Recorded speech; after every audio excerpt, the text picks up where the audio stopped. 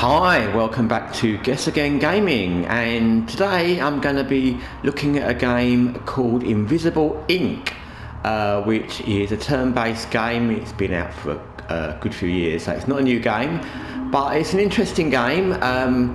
It's a game I've had for a while in my PlayStation library, and I've tried to get into it at least 10 times, and probably more than that.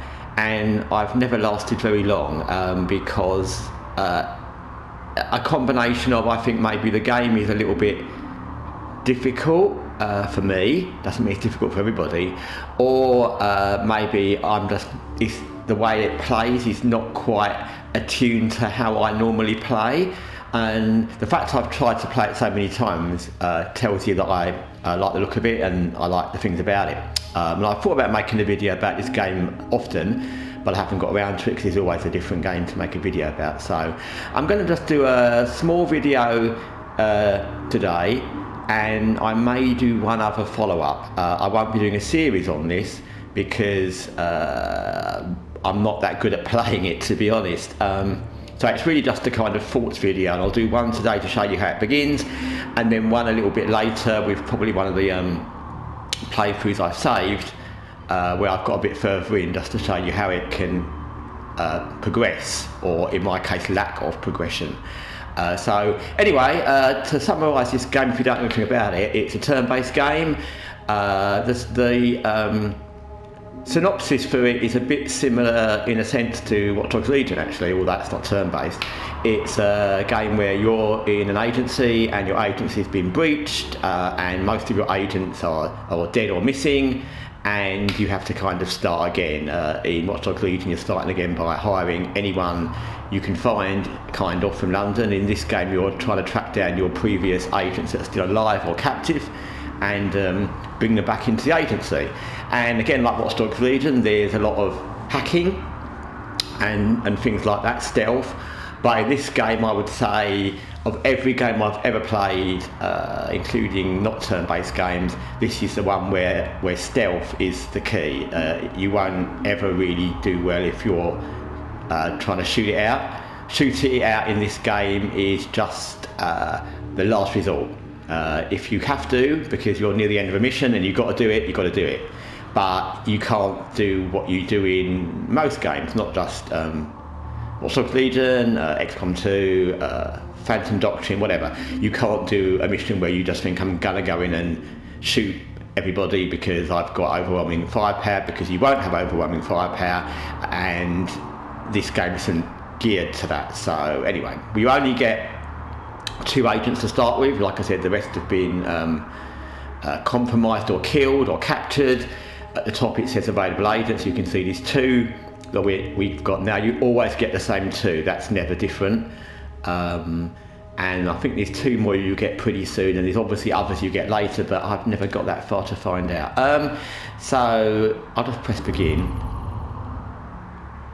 and yeah, it's a little summary of what's going on. Basically, there's an evil organisation and we need to strike back, and the odds are stacked against us. So again, it's kind of a dead set Watch Dogs Legion scenario, and I tend to like these kind of games. Cyberpunk is another one where they've got that kind of hacky hack stuff, tech stuff. I was afraid you didn't make it out. Headquarters is gone. Most of our agents have been captured or killed, and our accounts all frozen.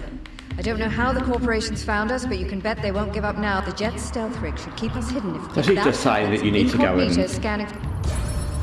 find a way to help our kind of computer system, which is called Incognita. If you hear them mention that, that's what that is. It's kind of the thing that helps us hack stuff and do stuff.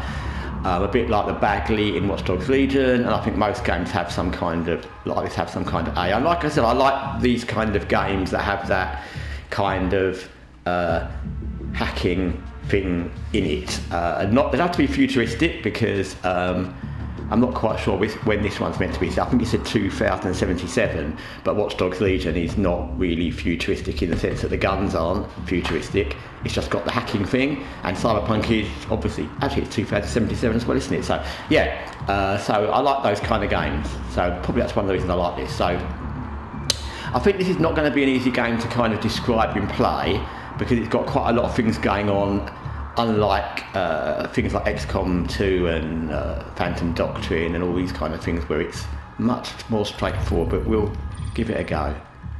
So in the first mission, you only got one place to go, Executives are notoriously slack when it comes to network basically you've got security, to and their steal terminals are some, full of interesting information. We found a lightly guarded executive complex here. steal something basically. Later on you get different missions and these ones you can pick from and these difficulty levels. I would say the difficulty levels don't matter a lot, they're all quite difficult. But you do get different options, but obviously as with most games, the first missions are usually just one choice.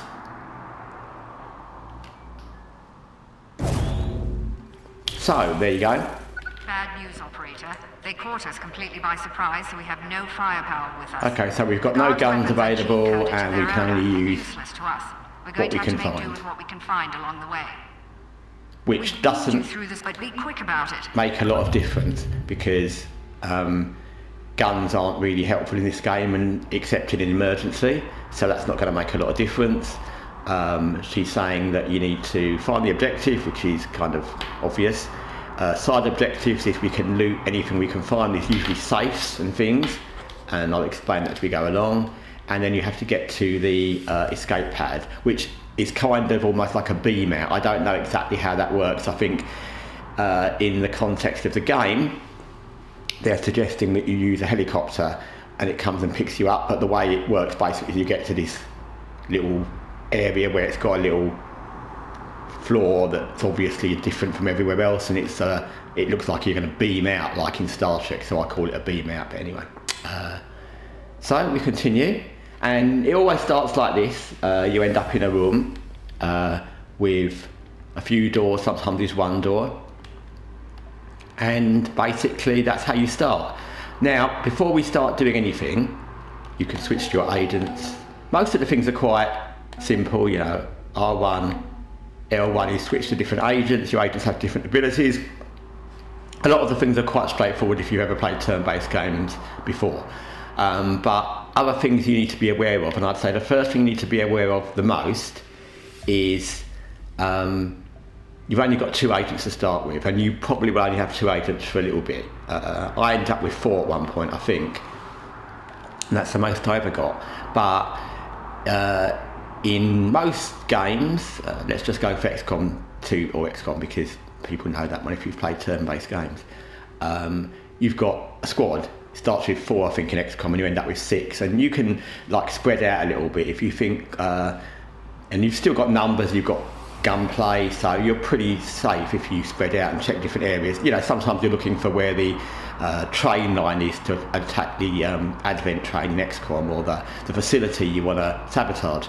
But in this you only got 2 agents, and whatever you do, what's going to be really important, I can't stress how important this is going to be, is finding the objective and the way out as simply as possible.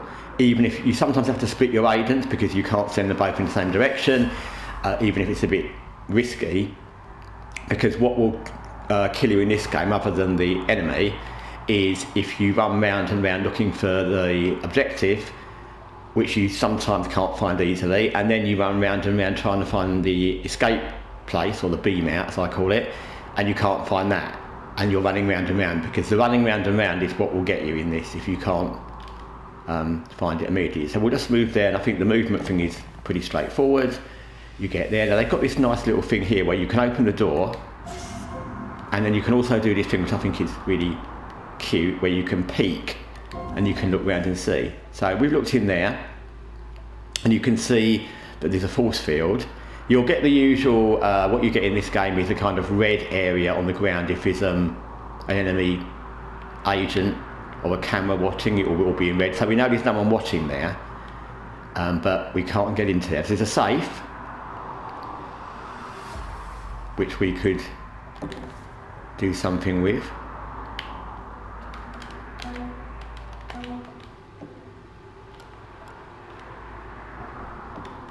So let's use, now incognita is this, It's like I said, it's a computer hacking thing that helps us hack safes or cut out cameras, hack power supplies. It's got all the things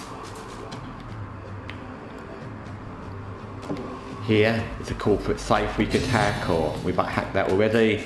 There's a corporate safe there. There's a fabricator. You can make things there like weapons, ammo, things to help you, health kits, things like that. You can make things there if you've got the amount of resources. So they can be useful. There's another safe there. What I would suggest is don't hack everything, because the thing in the top left hand corner where it says 8 out of 20 PWR. PWR is like the power amount, I can't think what they actually call it, but it's the power amount you've got to use. And if you run out, you run out. You can make more, you can hack their terminals, like this little terminal, I'll show you in a minute. But you can hack their terminals, you can make back PWR, but every time you hack something, you're using it and losing it. So don't hack things you may never get to use. If you're going to get to that safe, you can always hack it when you get there, but you may not go there. You may find that when you get there, there's a guard. So don't just hack everything for the sake of it, because you may not ever get to need it, even that. When I said you need resources, at the top also next to the PWR it says 500 credits, and when you fabricate things you'll need credits for the things you make, and 500 is not a lot, trust me. So there's no point in running there just to find you have only got 500 and you can't make anything. So we've hacked a safe, which is good.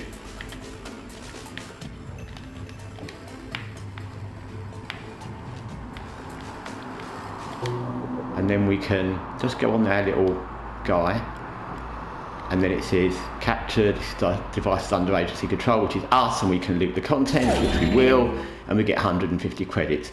These safe things are always worth doing because you get credits, but they're not worth going crazy over. Like, you've seen them over there, and I would suggest until you get a hang of the game, don't run around everywhere looking for safe options, because not safe options but safes to break into, because like I said, the main thing in this game is to get away. If you find you've completed the mission and you know where, sometimes it'll happen, the objective will be really simple and you'll find it quickly, not because it's simple, it's just luck or good planning, whatever, and the B-map point will be really easy and you'll find it on the way, and then you'll know where you're going out, you'll know where you've got the objective, and then you can spend a bit of time in robbing safe. But don't do it as a kind of let's just do that and we've still got time, because you haven't got time. Okay, so he's had his moves. The door there, which is red, that means we can't open it without a key or a code or something. We haven't got that.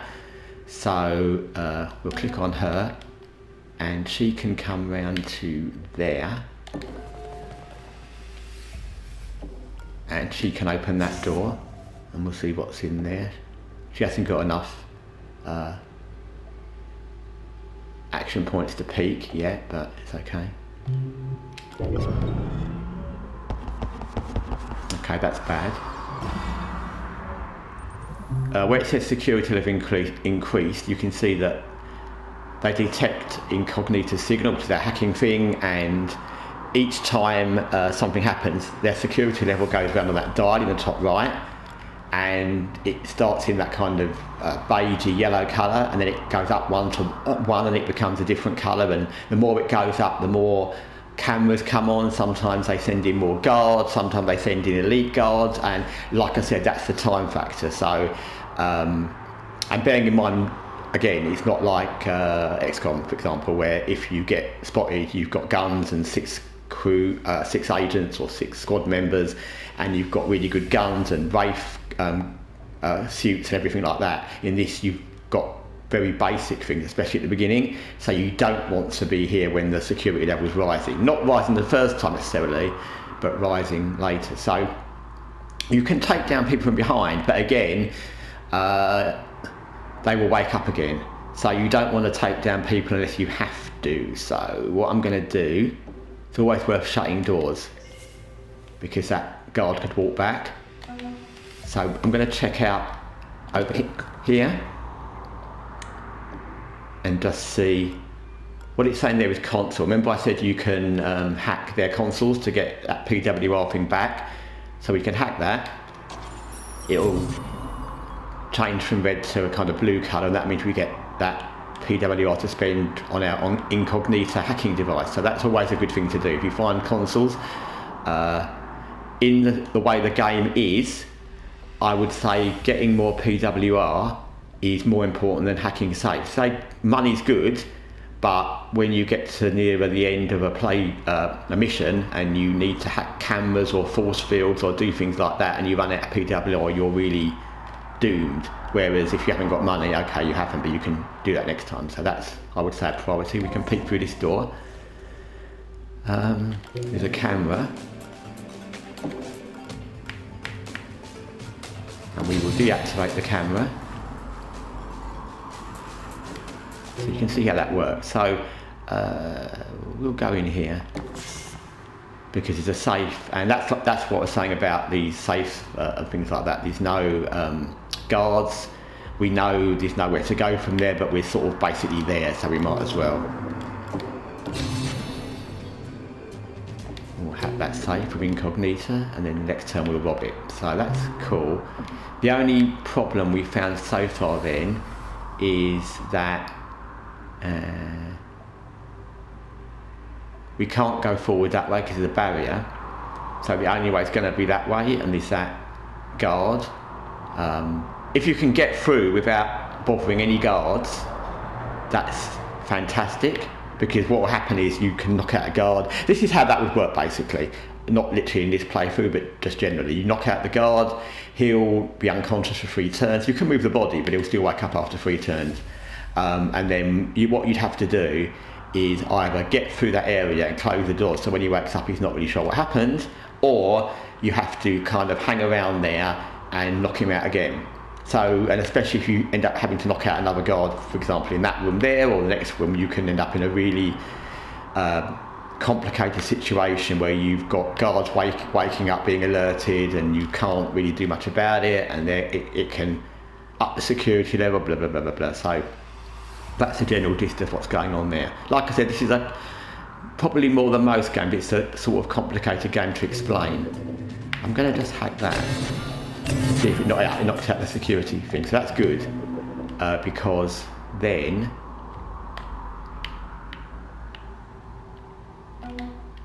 we can just go here.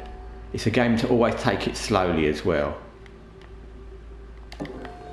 because you never know what might be round the corner. She's got no AP, so we'll end our turn. And the security level keeps increasing, even if you're not doing anything particular. If you knock out guards and they wake up, and that can make it go up a lot. But anyway, no, we don't want to end our turn. So we'll get her to hack that, and we get. She's better at hacking than him, so that's good. And we'll go over there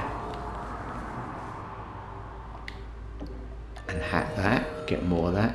The reason I did that is, one, because it's good to get the PWR and hack something, and secondly because looking at how this room is, there's no other door, so I'm going to have to go to that door anyway, so I might as well go over there. Okay, she's had her move, stop that. And he's going to come and rob the safe and come back to here. And now, knowing that there's no other way to go, what we'll probably do is put him there near that door and her near that door. You do have a thing in this game, which I'll also tell you. I'll just move turns. You do have a thing in this game where if someone gets spotted, this is how it will work. I hope it doesn't happen, because I'm not going to do it to demonstrate, because it's annoying. If someone gets spotted and one of their agents sees you and points a gun at you, basically you're dead. Because then they'll shoot you if you move, and there's no option to do anything else much. So you don't want that to happen. If you do get shot and killed, then the only thing that can save you is the other agent may have a revival thing and can come and revive you. But basically, being in range of someone's gun, it means that unlike other games I've played, turn-based games. If you get someone points a gun at you in XCOM and then it's your turn, you can run away. In this, if you move, you get shot. So it's always something to remember. So we'll see where that guy is. We'll have a little peek, and he's up there. Now, what we know now is we're going to have to take him out because there's nowhere else to go. There's no other doors except that red door that we can't go through. So I'm going to do this, and I'll show you how this works. It's relatively... Actually, I won't do it now because we've not got that many. Again, like most games, turn-based games, always make sure you've got a good amount of points, AP points, before you do anything, because what can happen is you can run up to somebody, like there, I've got 0. So you can run up thinking you'll go up behind somebody, you run out of points and they'll turn around, and like if they turn around and see you, you're shot. So we won't do that quite yet. Okay, so that's not worked out badly actually, and I'll tell you why. Because she wouldn't be able to do anything anyway, but because he's there, he'll come round there, and then it'll say KO, and we'll knock him out. Then I'll move him onto there. I'll move her to here.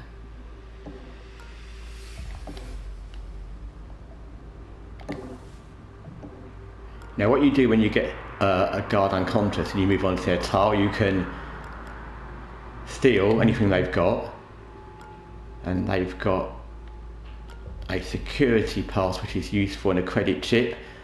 Again, as I said, money's good, but always take the security passes first because you've got a limited inventory. You can build the inventory up to make it more later, but we'll take that. And then the other thing we'll do, which is also good, is we'll drag him. It takes more points to drag somebody, and what we're going to try and do is drag him here, close the door, and then he'll be in that room, which we already know. This is a very important point in this game. We know that room doesn't go anywhere, so we'll drag him into that room, close the door, so when he wakes up he'll be in a room that he won't be able to see us because we'll close the door, and we won't need to go back into. So if we leave him there and we're going to go through there, he might go there, but once we put him in there and shut the door, that's going to do well. So, okay. No one's got any points. Alarm level 1. Okay, we've moved on to alarm level 1. So we're going to drag this guy here.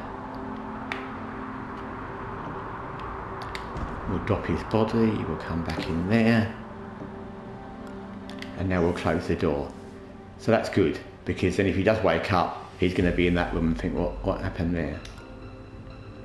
I mean, you probably wouldn't in real life. If it was you and you woke up and you're a security guard and you wake up in another room lying on the ground, you're going to kind of think, someone's knocked me out. But in games, in this game and in games, people usually wake up and think, huh? What happened? Okay, so we're going to have a little look in there. That looks very... When you see that, you'll think, oh my god, I can't go in there because he's red all over the place, it's all being watched, but actually all that is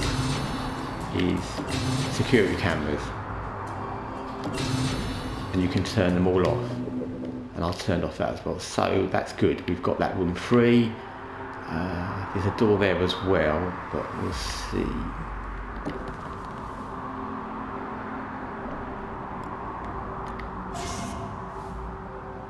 Have a little look. Okay.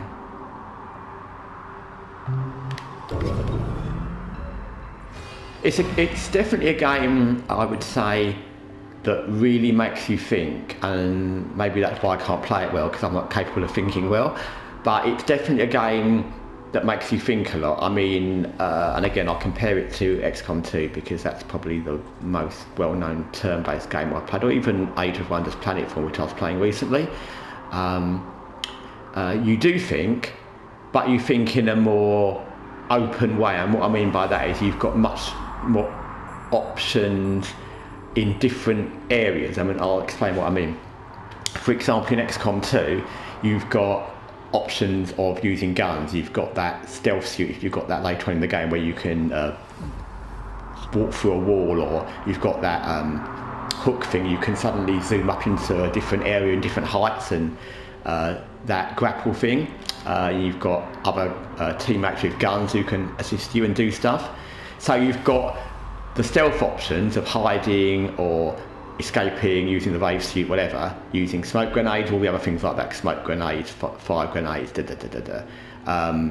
and you've got the options of guns and other teammates, where in this, you've got options, and there's a lot of options, but they're all based on stealth, really. The only time you'd ever use a gun in this is if you were caught and you had no option. I have obviously used guns, and there's some different guns that come along. Some of them are quite good, actually. But again, you only do that if you desperately need to. So it really makes you think, because you haven't got that option of let's shoot our way out, or our teammate will come and shoot that person out. So he's got a lot of turns left, she's got, okay, I'm going to get her here. The reason I'm going to do that is the more doors I have between me and that unconscious guard, the better. So that's fine, now we've done that. He will go there, and he can hijack that console, because why not? There's no other doors in there. So we'll bring him back here. One thing you do have to remember in this game, which is, again, it's what it is. It's a game that needs a lot of thought. You have to remember, like, there's a door there that I didn't check because we were going that way and she was keen to go that way, but I haven't checked it, and it's there. So you have to kind of remember things you did and didn't do, not just because we might want to go there to get the objective, but it's always important to remember where you've not been, because that can be where the B-map point is for later on to escape. Okay, so, but like I said, this is it's a bit like, not in any other way, but it's a bit like Age of Wonders Planetfall, in that it's each turn is long and hard to explain. So I'm not even going to get through anywhere close to a whole mission in this, although this is a basically straightforward mission. I'm going to have to open that door, but that's a bit problematic, because as you can see, there's no where I can stand either side of it, so that's a little bit irritating. Okay, that's good. That could have been very bad. We've got a choice now, and the choice is I'm going to go with her that way. The reason I'm going to do that now is because you'll find when you play this, if you leave a door you've not looked through, you'll always wonder what was there if you're trying to find a way back or where the mission was. And if I don't go there now, that guard will wake up and he might come back in here, so I'm going to have to go and check that. We'll have a peek.